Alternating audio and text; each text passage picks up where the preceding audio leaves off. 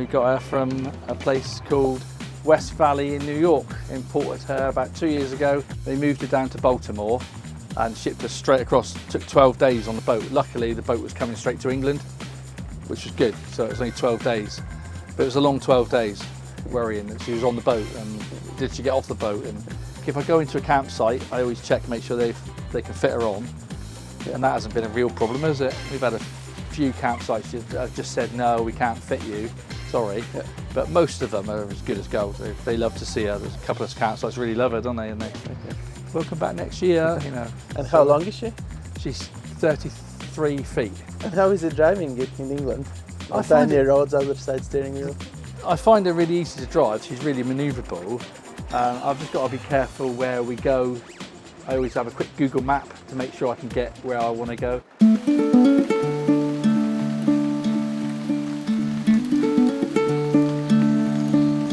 Hey all, today we are in rainy England and behind me is international school bus from 2008 and Steve and his wife rebuilt it in a tiny house and today they're gonna give us a tour. Let's have a look.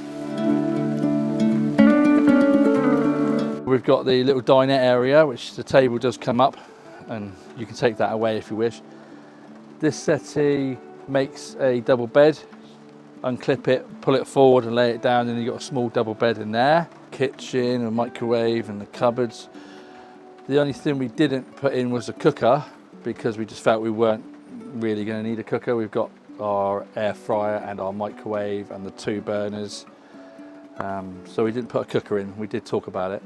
And did you build it yourself or you ordered it somewhere, the kitchen? The units came flat, you know, I had to put them together, but the actual design of it, we had to think how we're going to put where, and there's drawers, and we've got all the drawers that are soft close so they don't open when we're travelling, they just sort of clip in. Oh, they're strong enough to stay? Okay. I think maybe once or twice, but very, very rarely do the doors open. And that is a fireplace, or it's? Yeah, it's only a little electric fire. It glows nice at night and it just makes you feel warm in the winter because we've got full-blown air heating anyway. I've got a Truma system that keeps the bus warm. It's diesel? No, it's electric and gas. How you came with the idea to get American school bus? We don't really know, do we?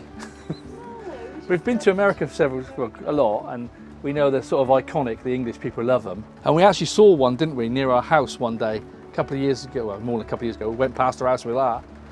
And then I started looking into it then, and it was just something we just thought it would make a great motorhome, and yeah, she has. The big fridge was my wife's idea. And it's lovely. It was easy, but it was their idea, and we found that and the colour, and it's been really good. I thought when we first got it, it would be a problem with the batteries, but actually because it's so insulated, it doesn't switch on that often. Once it's cold, it will stay cold for hours and hours and hours. So it's actually pretty good for the batteries. I was really surprised. So that hasn't been a problem, and then we had to get the Smeg, everything else to match it. And I've got my all my electric stuff up there. That's my Truma, and that's the gas tank outside underneath, so it tells me how much you got in. That's our Truma heating and water, and that's our what's going on with the electric. At the moment I've got 300 amp hour of AGM batteries. I am going to have to look into swapping them over for lithium probably, and solar on the roof, but I just need to be careful how I put the solar on the roof because I don't want it to come out over the sides because that's the iconic shape which I want to keep. So you can get narrow ones that might go down the middle, so I am going to have to look into that, and we are going to have to get solar. She charges up with a DC to DC charger anyway from the engine when I'm running, so that will charge up in back up to 100%, probably in about an hour. How long did it take you from the moment once you got it until you hit the road first time? It's about 6 months.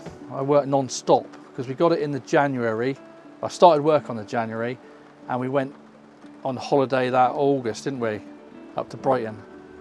We didn't have the shower in, but everything else was in, really. And it wasn't decorated, it wasn't painted or anything, it was just bare wood everywhere. It was usable in the August. After about 6 months, we went away for 2 weeks, and it was fine. But since then, obviously, we've added the curtains at the front, the blinds. You just add things all the time. It'll be an ongoing. And once you're on the road, you know exactly what you want and where you want. Yeah, and you work it out much better when you actually use it, which is why I did it. Get it on the road, use it, and then we'll alter things as we go. But so far it's working really well. And then we come through, I'm just going to shut that, otherwise you can't see the shower, but come through to the bathroom area. So we've got the toilet, the sink obviously, and the cupboards. They're again the same sort of thing, they sort of shut and stay shut. So they've been all right. And the shower we put in this year, which is really good actually, it's a good powerful shower. And how much water do you have on board? We have 150 litre freshwater tank and the same wastewater underneath. The freshwater tank is under the bed. Again, I should probably upgrade that in the years to come for a bigger one. I've left enough room to upgrade it, but 150 litres is fine for us at the moment. But the shower's been in and it works really well. We're so pleased with it. And it's like standard size shower. Yeah, well I'm only short, so I'm fine anyway. And it works really well. I was really pleased with it. And behind the door we have just a little wardrobe, and all the electrics, all the Victron stuff is in behind the door there. And it's a very clever idea how to use this space. Well, that was one thing we nearly didn't do. We were going to have walls here, and then doors into these two small areas, and then it would have been different. But we sat there one night, and it was my sister actually, she said, well, why don't you there's only two of you, use the space and put the doors there, so we could just shut both doors, and we've got all this space to get changed, to shower, for the wardrobe, to stand nice and comfortable. So we looked at it and we thought, what a brilliant idea. So you've got to walk through the bathroom to get to the bedroom, but there's only two of us. We've done it for us, and it works really, really well, really well.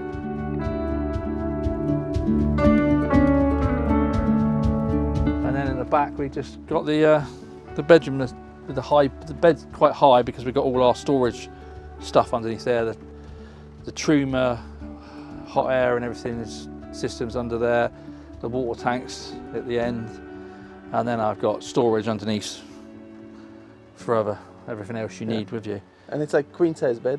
Yeah, standby. But yeah, and at the moment we've still got the blinds on all the windows, which we have to pull down.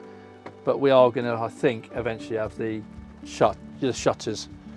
It's just so much easier, and they look really nice. And do you mind sharing how much did it cost you to build it all? I think, I don't usually say that in front of the wife. You're not listening, love, are you?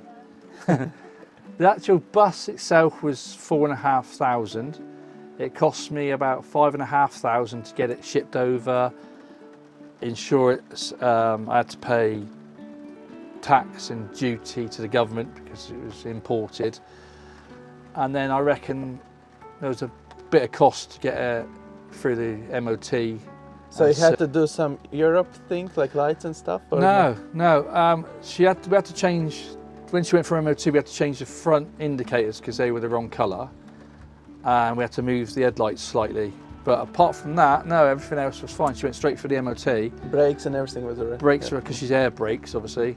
They were all fine. And I'd had it inspected before I bought it anyway, so I knew she was pretty good. But you never know, do you?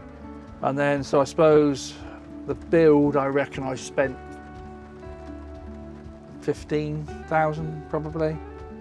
That's not bad. So I think about that, it's hard to say. I have got it all written down, but I'm too scared to add it up. But I would think about 15,000 to get to where it is. It's the same old thing. Everything that's expensive is normally hidden. All the electrics and all the hardware is all hidden, isn't it? That's the point. But yeah, about 15,000 to get her up. So we're probably up to about 28,000 to 30,000, including the bus. I would think. It's very good price for Europe. I think she'll stay in my family. My daughter's already said she'll have it after I'm no longer here. So. Yeah. All right, thanks for showing around. That's all right, good. I'm glad you came over to see her.